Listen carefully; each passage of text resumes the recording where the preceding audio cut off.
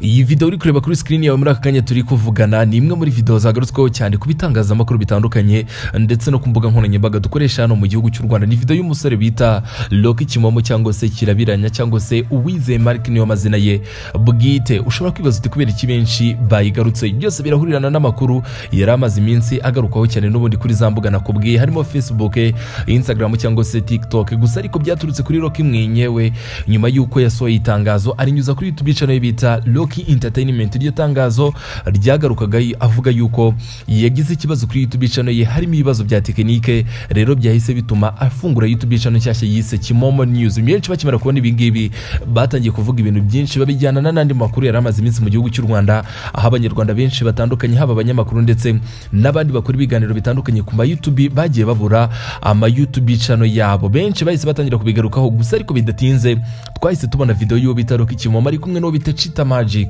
bari ku kibuga cy'indege. Loki nibwo yahise afata indege yerekeza hanze y'igihugu cy'u Rwanda agana aho bita muri USA. Twabonye video zitandukanye ndetse n'amafoto ari kumwe na bamwe mu bantu tuzi bubatse izina no mu gihugu cy'u Rwanda babarizwa hara muri Leta Zunze Ubumwe za Amerika. Nyuma y'uko Loki hageze benshi batangiye kuvuga amakuru atandukanye bavuga yuko yamaze kwimuka atazagaruka no mu gihugu cy'u Rwanda. Abenshi bati yagiye ku cyicaro cya YouTube kugira ngo abazi bijyanye na channel ye. Gusa ariko nagiye ngo tubigaruke muri aka kanya tugiye kubana mu minota mike. Mwibutsa yuko ngiye kumva kuri micro ni Philox emerajya ngusobanurire byose bijyanye na Loki, umenye uti ese cyamujyanye n'iki, ese azagaruka, ese no guturayo, ese amakuru uwo bita Dumba yatangaje ukuri ni ukuhe. Nibyo nyina ngo tugaruke cyo ngusaba n'ikimwe gusa no gukanda subscribe ubundi biganiro nk'ibingibi bijye bigucika. Mwibutsa yuko ngiye kumva kuri micro ni Philox emereka nk'ikaze muri uburyo nze turambura buri kimwe.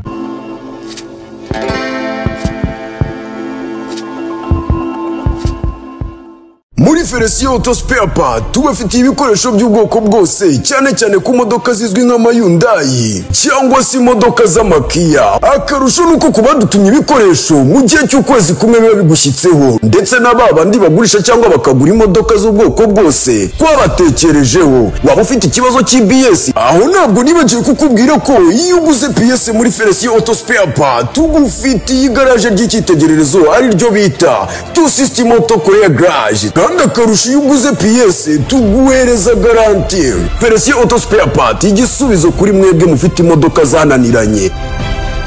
Reka nongere nk'ikaze tubana buri munsi by'umwihariko yo wakanze subscribe kuri Philox TV Show. Reka nongere nishimire kubana nawe muri aka kanya, wowe udahwema kutwereka urukundo, wowe udahwema kunyereka yuko tubana umunsi ku munsi binyuze mu biganiro dukora. Wowe ukanda subscribe, wowe usiga like, wowe usiga commentaire kandi wowe sharinga ino video ku bantu bawe. Reka nongere nk'ikaze especially buri muntu wese unkurikiranye mu bice bitandukanye by'igihugu, wowe uri mu majyaruguru, amajyepfo, uburengerazuba, nawe uri mu burasirazuba, nawe uherereye mu mujyi wa Kigali n'abandi tubana bahereye mu bice bitandukanye by'isi ariko babasha kumva ururimi rw'ikinyarwanda. Reka mbaye ikaze kuri uno munsi.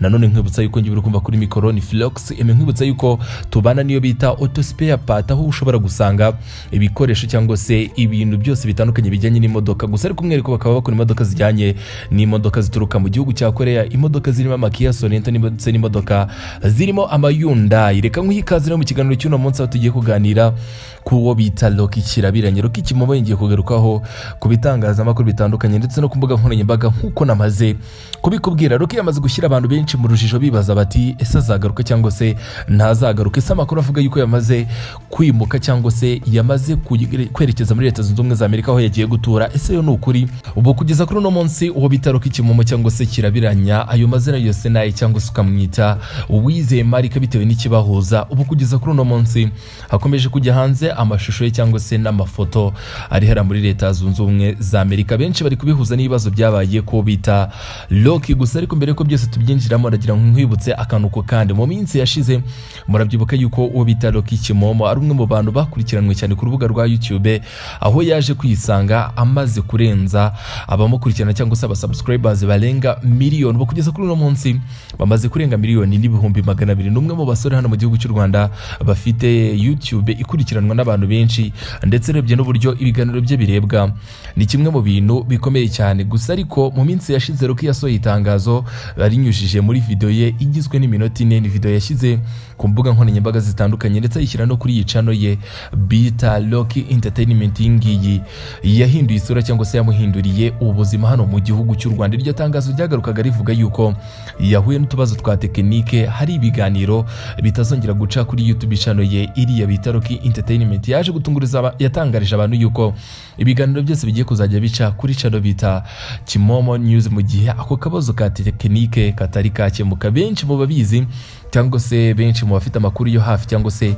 icyo bita zandani bayatangiye kuvuga yuko ubu kugeza kuri no munsi hari ibibazo byavutse kuri YouTube channel yo bita Rocky, nkuko twabibonye yo bita Mwanafunzi yafunzwe cyangwa se yasibwe burundu itakigaragara, byaje kurangira afungiye indi yise Israel Mwanafunzi Docs. Ibyo byaje kurangira na Rocky. Rero hari amakuru avuga yuko icyitwa monetization cyangwa se n'ibindi bibazo cyangwa se n'ibindi bijyanye n'iyi channel byaje guhagarikwa. Ibi byaje gutuma afungura indi channel. Ni benshi twagiye tubona benshi YouTube zabo zarasibwe. Nyuma y'uko ibyo byose tuyibonye Rocky bidatinze ntitwongeye kubona ibindi biganiro kuko hamaze gushira iminsi igera kuri 5 kugeza kuri no munsi nta kiganiro gica kuri YouTube channel bita Rocky Entertainment. Bidatinze abenshi twese tubona video y'ubita Rocky Kimomo ari kumwe n'uwo bita Chita Magic ku kibuga cy'indege yerekeza muri Leta Zunze Ubumwe za Amerika. Benshi bakimara kubona iyo video bavuze byinshi bitandukanye ndetse buri wese yabisobanuraga uko abyumva cyangwa se uko bifiteho amakuru. Benshi mu bakoresha imbuga nkoranyambaga barimo n'uwo bita Jessica Zoa Mipango, barimo uwo bita Dumba, bamwe mu bantu bafite amakuru menshi batangiye kuvuga yuko uwo bita Rocky Kimomo yamaze kwimukira muri Leta Zunze Ubumwe za Amerika ariho yagiye gutura. Gusa ariko benshi ntibigeze babyemera cyangwa se ngo bavuge yuko ari ukuri kuko ntago twigeze tubona uyu bita Rocky abitangaza cyangwa se bamwe mu nshuti ze za hafi cyangwa se abo bakorana mu buzima bwe bwa buri munsi. Gusa ariko ayo makuru nayo yaravuzwe avuga yuko bita Rocky yamaze kwimukirayo yagiye guturayo bisanzwe. Gusa ariko harababonye video zitandukanye uwo bita Rocky asa nk'uwambaye badge, asa nka hari ahantu mu nama cyangwa se hari ibintu yitabiriye bisa nka hari amahugurwa. Ibyo nabyo byaravuzwe. Gusa ariko hari izindi nkuru zavuzwe z'ingenzi abavuze yuko Rocky yigereye ku cyiciro cyangwa se yagiye muri Leta Zunze Ubumwe za Amerika kugira ngo abashe gukurikirana ikibazo kijyanye na YouTube channel ye iyo bita Rocky Entertainment yamaze kugira utubazo nk'uko we yabyitangarije abinyujije mu itangazo mwabonye. Gusa ariko benshi bakimara kubona ibya Rocky, hari uwo bita Dumba kuri no munsi no ku munsi w'ejo washize yaje kwifashisha Instagram ye arangije atangaza amagambo akomeye avuga ati Rocky namaze kumenya yuko amaze kwimukira muri Leta Zunze Ubumwe za Amerika guturayo cyangwa se kubayo. Agenda amugira inama binyuza muri izo video aho yavuze yuko Rocky ashobora kuba ashutswe n'inshuti ze kugira ngo zimusangeyo agenda abane nazo cyangwa se zimubeshya yuko hari ubuzima bwiza. Uyu Dumba yabivuze mu magambo. Ni video yafashe y'iminota 8 arongera afata n'indi n'ibice bibiri ababashije kuzibona mwarazibonye avuga ati Rocky reka nkubwiza ukuri, ushobora kuba ushutswe n'abantu, ushobora kuba ugiriwe inama n'inshuti wizera yuko zishobora kuzano zikagufasha cyangwa se zikagira icyo zigufasha kugira ngo utere imbere, ariko uri kwibeshya. Ati kiza no ko wakambukira hano muri Canada nubwo izo story za Dumba nazo zitavuzweho rumwe. Gusa ariko benshi baravuze bati uyu bita Dumba cyangwa se Muzafaru aya makuru ashobora kuba atangaje muri ubu buryo nubwo yagoreka akagira ibindi yongeramo cyangwa se akagira n'ibyo akuramo. Aya makuru ashobora kuba ari ingenzi. Rocky ashobora kuba yimukiye hariya muri Leta Zunze Ubumwe za Amerika. Iyi video nkweretse muri aka kanya, iyi video uri kureba kuri screen yawe igaragaza Rocky ari gutembera hariya hamwe mu hantu hari amata akomeye y'intambara hara muri Leta Zunze Ubumwe za Amerika. Ni video yashyizwe hanze n'umuvandimwe uwo bita Rocky Kimomo cyangwa so bita Jean-Marie Mikorojeni muramuzi neza cyane. N'umuvandimwe wa Rocky akaba n'umwe mu bantu bakorana nawe, n'umwe mu bantu bamaze kubaka izina hano mu gihugu cy'u Rwanda binyuze mu gasobanuye ndetse no mu bindi biganiro bitandukanye nk'ibyo bita Akagoroba hakorana n'uwo bita Kadafi muri biriya biganiro. Gusa ariko kugeza kuri no munsi benshi barakibaza bati ese Rocky yaba yimukiye muri Leta Zunze Ubumwe za Amerika akaba yagiye guturayo nyuma y'uko YouTube channel itagiye kuzana ibibazo akaba yagiye kwikemurirayo ibibazo byayo cyangwa se akaba yagiye kuba umuturage? Ni kimwe mu bintu byakomeje gutera abantu benshi urujijo. Gusa ariko icyo nakubwira cyo inkuru ziri kuvugwa ni nyinshi, benshi bari kubigarukaho mu buryo bwabo. Gusa ariko icyo wamenya cyo ubita Rocky Kimomo ntabwo yigize atangaza ukuri kwabyo cyangwa se asobanure impamvu yateye kuba yava mu gihugu cy'u Rwanda akerekeza muri Leta Zunze Ubumwe za Amerika. Idashobora kuba yagiyeyo gutembera cyangwa se akaba yagiyeyo mu nama runaka cyangwa se akaba yagiyeyo no guturayo.